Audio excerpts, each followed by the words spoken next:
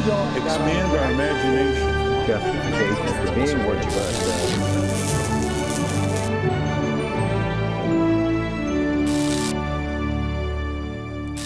Welcome to Washington Unplugged. I'm John Dickerson. There are 18 days left until the election, and political stories are popping all over the place. Control of both houses of Congress hangs in the balance. Republicans would like the election to be yesterday, and Democrats are trying to do anything they can to keep control. Meanwhile, the leader of the party, the president, already appears to be looking ahead to the post-November period. To talk about a couple of the key races and the president, we're going to man up with Politico's editor-in-chief John Harris. John, welcome. I want to run a little clip from last night's debate in Nevada in which that phrase came up. Let's take a quick look at it. Man up, Harry Reid. You need to understand that we have a problem with Social Security. That problem was created because of government taking that money out of the Social Security Trust Fund in 1990. So Sharon Angle there was talking about Social Security in a spat. They went back and forth. She obviously unwrapped that prepackaged line. It's been played over and over again. Do you think that what would you make of the debate, and do you think it'll actually have any, will matter in this race? Well, a couple things. First off, on that phrase, man up, I do think it's interesting. This seems to be the new catchphrase for 2010.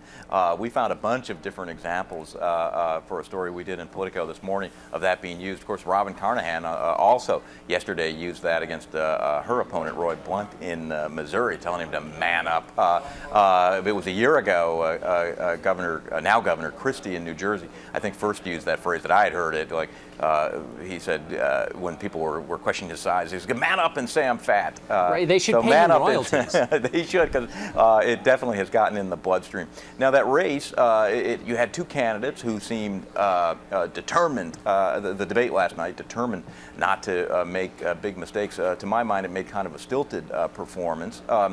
I think it is notable that the most important political analyst by far in Nevada is John Ralston with the Las Vegas paper. He came out and wrote an analysis this morning, said flatly that Angle won and Reid lost. I really wouldn't go that far. I didn't find either of the candidates that impressive, but I am struck that that was a pretty tepid performance by Reid when what he really needs is to figure out a way to put Angle away. He clearly didn't do that with that performance, and so a candidate who people have said is too extreme to win actually seems in pretty good position, has even odds, I think, of winning that race. That's right. Well, and Angle, because Reid has painted her as this basically crazy person, I guess Ralston's point was she didn't come across as being crazy, and in a debate where Reid performed in such a lackluster fashion, right, just not losing on Angle's part made her look better. Well, there's expectations game that we all play, and if you do it well, as long as you don't drool, you manage to win. I think objectively, anybody coming to this debate without the benefit of the expectations, chest bumping that always takes place, would say neither of these candidates were especially commanding on that stage. Right, none of the above may have been the victor. Now let's go over to West Virginia, back across the country. We have the sitting governor, Manchin, who is in a tough race against John Racy, the Republican, and there is, the question about process stories and whether they ever affect races is one we all battle with all the time. Well, there was this ad in which there was a casting call for hickey actors from John Racy, and the Republicans in Washington said we had nothing to do with this. This was the casting group that was involved in making this ad. We're not, casting aspersions or saying anything bad about country folk in West Virginia. Then, and you guys broke this story, Politico broke this story, and all of a sudden it turns out, well, maybe there was a little bit more of a connection to the Republicans. Do you think this has any actual play in this race? There's some evidence that it might. I think so. I mean, there is a new poll that shows Manchin now taking control of this race, which is what we always thought would happen. But he has gone through some roller coaster rides to the point he's at now. I don't think that this the ad is solely responsible for that, but I do think process stories, when they come at especially strategic moments in the campaign, can tend to amplify things that are happening anyway. They can really accelerate the momentum of one candidate, or in some cases halt the momentum of another. So in general, like elections typically are not decided by questions of political process, but campaigns matter, and in the closing weeks of a campaign, these kind of missteps I think can really have an impact. We focused on these two races because in an equation where Republicans have to take 10 seats away from Democrats, these are two that are neck and neck, and they'll have to win them in order to get that 10. What's your sense right now of how it looks for Republicans? Do they have any shot at getting the 10? And if not, what do you think the new number is? I think it's going to be virtually impossible for them not to pick up 6 or so, and also virtually impossible for them to pick up the full 10. It would really require running the table in places where, including a lot of places where that's unlikely. I want to end with a story that's going to appear. It's appeared online already, but it's going to actually be in the newspaper, the New York Times Magazine this Sunday. Peter Baker wrote about the president, and in this piece, the president is already sort of looking at what Obama 2.0 looks like. What did you make of that piece? Well, first off, it's a terrific piece that Peter Baker did. He had a bunch of different interviews, a couple of dozen he wrote in the article over at the White House, and most importantly, a pretty revealing interview with Obama himself. I was struck that Obama is clearly in a contemplative mood. He's analyzing what's gone right and what's not gone right with his presidency. I don't feel that he has either arrived in his own mind, or perhaps certainly is not yet willing to share kind of brutal candor. What he's got is sort of halfway candor. Well, we didn't do as good a job as we could at dealing with the politics, because of course we were so busy worrying about the policy. You know, it's kind of like the 7 stages of grief, or the 5 stages of grief, whatever they are, that politicians go through when things are not going well. The first step is always to say, we just didn't communicate well to get our message out, rather than a fundamental appraisal of whether substantively the message was right. One of the things the president mentioned is that he's reading up about Bill Clinton in that 1994 period. You have, of course, written and studied Bill Clinton extensively, and I want to get your thoughts about the parallels there, and can President Obama take any lessons from Bill Clinton in terms of that Obama 2.0 after this election, which we know will be bad for Democrats? Is there anything he can take out of that Clinton lesson that might help him? The much different times, obviously, and different circumstances in lots of different ways. I do think there's a parallel. Bill Clinton felt very much that he had lost control of his public image, that the electorate was not seeing him as he saw himself, and that there needed to be a sort of fundamental change in how he carried out his presidency to correct that. So that's a parallel. One thing I would add to that is that this is a harder process than people say. I sometimes see commentary, well, after the election, Obama will need to, take a sidestep to the right, just as Bill Clinton did, and then he'll be in great shape for re-election. Bill Clinton's reappraisal in those years and sort of restructuring of his presidency in '95 and '96 was a brutal process. It was politically difficult. It was for him internally was emotionally difficult, and what's more, it was incomplete. Remember, Bill Clinton did move to the center, but he still only got 49% of the vote. So sort of triangulating or moving to the center, or whatever you call it, is not such an easy thing to do. Right, you can't add water. John Harris, thank you so much for all that insight. We love being with you. Okay, see you soon, John. Bye-bye. Okay, now we turn to senior political producers Rob Henin and Jill Jackson, who join us, as they do every week, with hot ads of the week. Let's go through the first one, which is in the West Virginia race that we were talking about. Governor Manchin has gone to the gun closet. That's right, and he has not only gone to the gun closet, but he actually, I was in West Virginia earlier this week. He told us that, if you can't handle a gun in West Virginia, you shouldn't run for office in West Virginia. So let's take a look. You have to wear an orange vest now to cover this race. Let's toss the ad here. I'm Joe Manchin. I approve this ad because I'll always defend West Virginia. As your senator, I'll protect our Second Amendment rights. That's why the NRA endorsed me. I'll take on Washington and this administration to get the federal government off of our backs and out of our pockets. I'll cut federal spending, and I'll repeal the bad parts of Obamacare. I sued EPA, and I'll take dead aim at the cap-and-trade bill.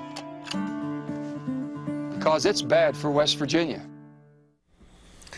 Well, there we have it. He's trying to show that he's tough, that he's independent. The whole Republican line of attack is that he's going to be a rubber stamp for Obama, and so he's trying to highlight that he's already sued the EPA while Obama was president, that he's against this cap-and-trade bill that's very unpopular and that heavily that big coal mining state. And you know, he's just basically trying to also remind people that he's their governor and that they know who he is. Right. So he's gone from being a rubber stamp to being somebody the Secret Service has to worry about. Rob, let's go number 2, our second ad. What's that one? It's a similar gun-toting liberal theme, and it's in Missouri, where Ike Skelton, who's been a congressman for, I think, 17 terms, has got a tough battle, and he took an ad out also with a gun. All right, let's take a look at our second gun ad of the week. The right to keep and bear arms is fundamental to Missouri's rural heritage. But when Vicki Hartzler had a chance to defend the Second Amendment, she took a stand against the NRA, opposing concealed carry. Vicki Hartzler thought government should decide, not gun owners. Ike Skelton knows what the Second Amendment means to rural Missouri. That's why the NRA endorses Ike and asks all Missouri gun owners, hunters, and NRA members to vote for Ike Skelton for Congress. I'm Ike Skelton, and I approve this message. No actual gun, but still the message is clear. Yes, this is, I think, these two ads are the parallel universe of ads right now. You have two liberal members of legislative Congress here, and you have a governor in West Virginia basically running as Republicans in any other year. That would never be a Democratic ad. They're endorsing gun ownership. They've got the NRA endorsement, which is interesting because the NRA will endorse incumbents over challengers if you have equally pro-gun credentials. And it's just, they're going to issues that are off the economy, that are off of spending. It's, let's go back to guns. And let's try to make it this. Here you have saying a Republican is soft on guns. Right. Do what we can to connect with voters that we're not otherwise connecting with. All right, let's look at our third ad here. This is from Jack Conway, who's running against Rand Paul in Kentucky's Senate race. From Rand Paul. The real answer to Medicare would be a $2,000 deductible. A $2,000 deductible? Rand Paul wants us to pay $2,000 just to get Medicare? That's crazy. I can't afford that. The real answer to Medicare would be a $2,000 deductible. I don't know what planet he's from. Rand Paul is off the wall with a $2,000 deductible. Doesn't he know that we can't afford that? The more we hear about Rand Paul, the worse it gets. I'm Jack Conway, and I approve this message.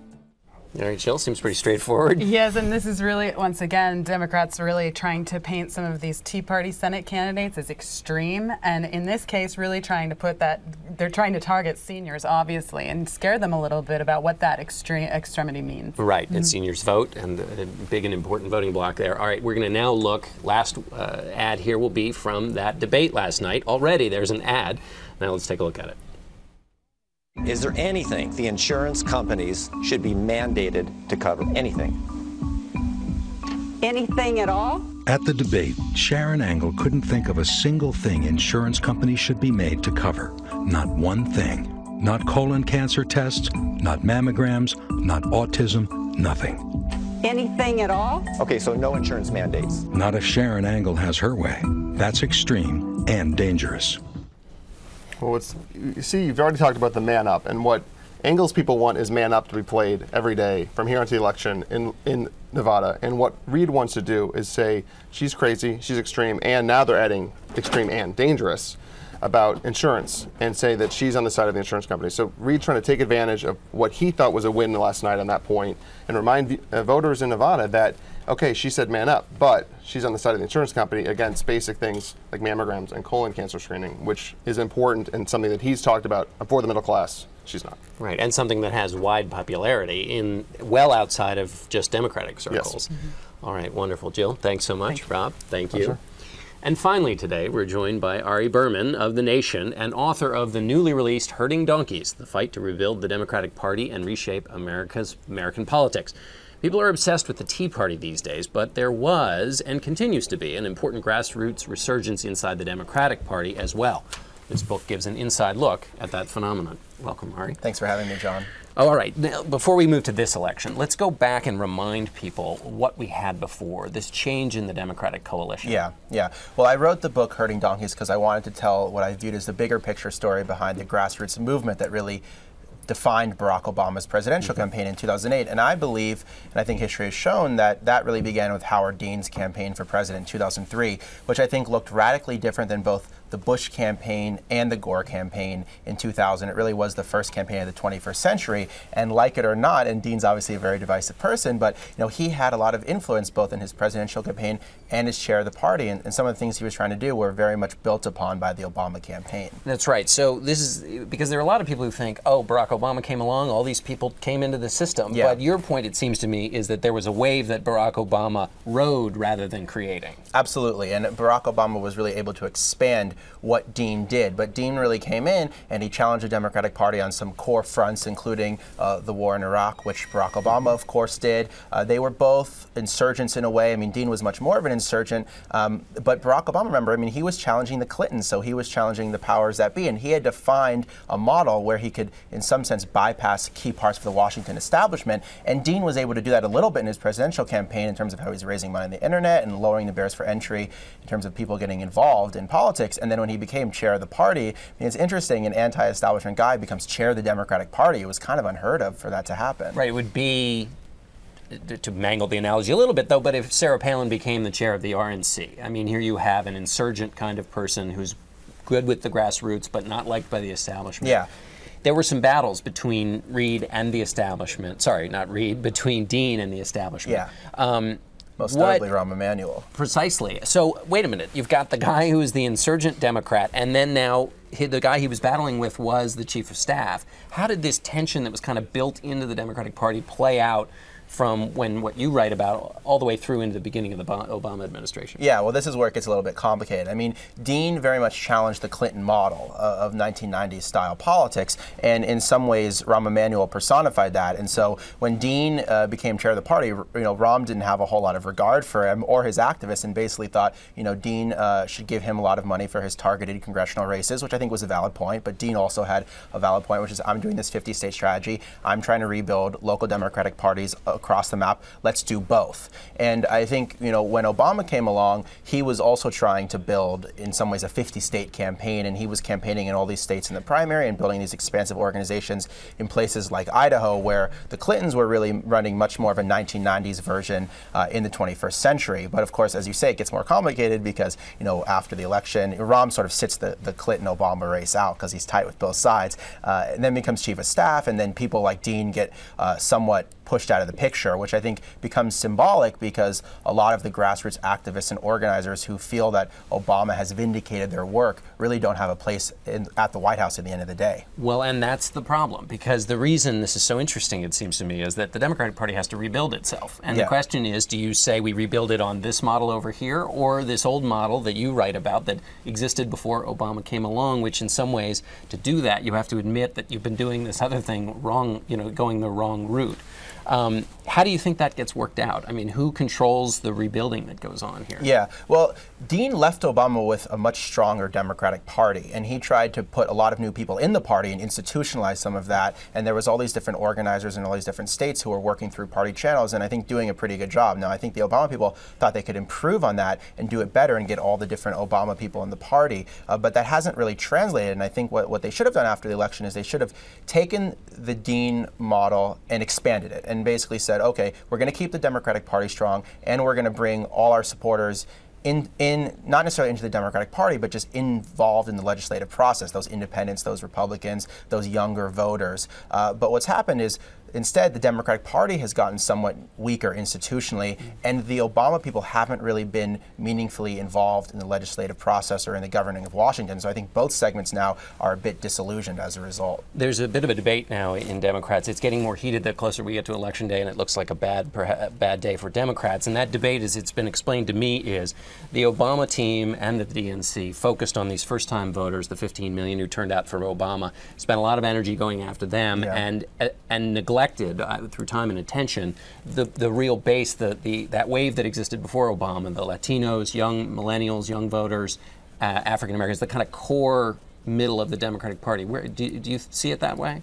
I see it, a little bit that way. I mean, I think both core Democrats and I think the younger Obama surge voters were somewhat expecting him to change the culture of Washington. Now, obviously, that was a vague mandate. I think that was part of the problem. But however naive it was, they did really expect that he was going to shake up what they viewed as sort of a dysfunctional Washington system and get a lot done, and also get it done, I think, in a cleaner way than it has gotten done. So things like healthcare, which I think were major legislative victories, because how messy the process was, they almost now look like defeats in a way. And the president and his party aren't running on them either. So I think they don't see, the Democrats don't see a strong, articulate Democratic agenda being put forward by Democratic candidates, and at the same time, the Obama surge voters and that broader coalition doesn't see him as the personification of a different kind of politics anymore. And I think those two things combine, and they are somewhat at odds, but he was trying to do both.